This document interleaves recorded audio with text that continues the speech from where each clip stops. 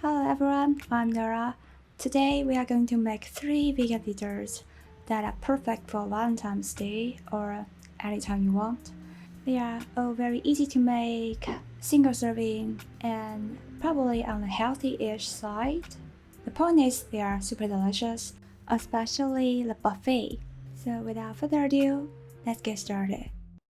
First is strawberry crumble. It's super cozy, warm, and all the good stuff. The most important ingredient undoubtedly is strawberries. I use frozen strawberries and I cut them with scissors because they are kind of big. Then I divide them into 2 ramekins.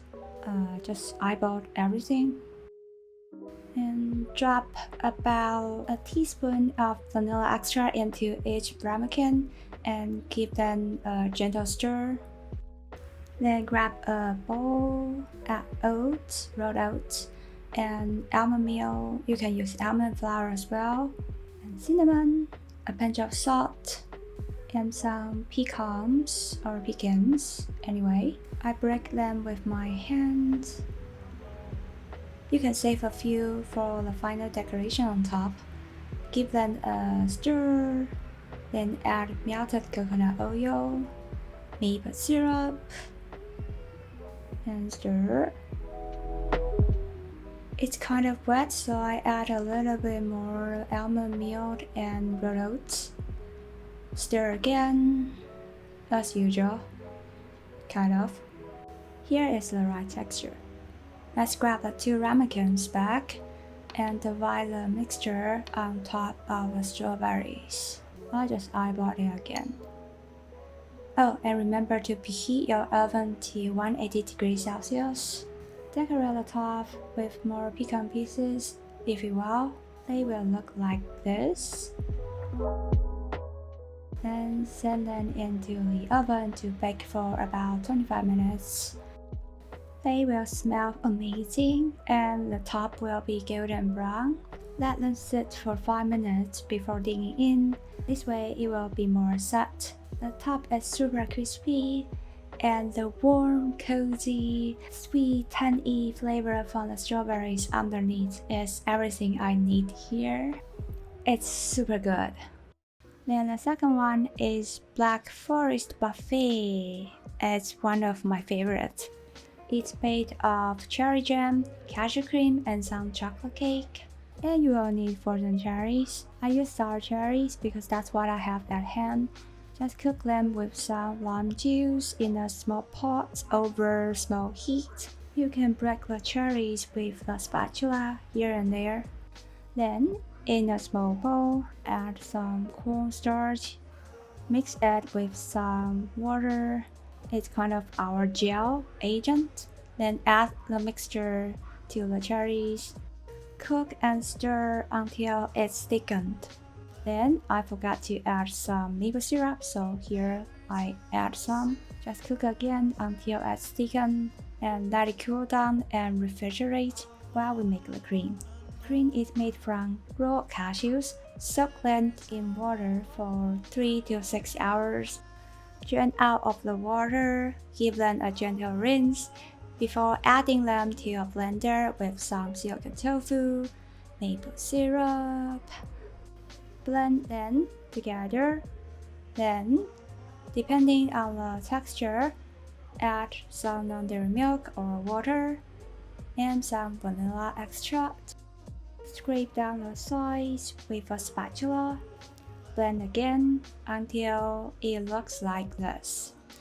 It's pretty thick here, but it will get even thicker in the fridge, so let it be there for 2 hours. I know it's kind of a long time, but it's worth it. Then add more water to adjust the consistency if you feel like it. Then, as the final assembly, break some chocolate cake into the jars. I use my homemade vegan gluten-free chocolate cake. You can use daddy chocolate cakes. Then there's some cream. I just eyeball all of it, about 2 tablespoons I would say. And it's the same for the cherry jam part. Stir it and add some water if you feel like it. Then layer them on top of the cream. Then you can add more chocolate cakes, but I want some crunchy texture here, so I break some biscuits into a jar. Then add another layer of cream.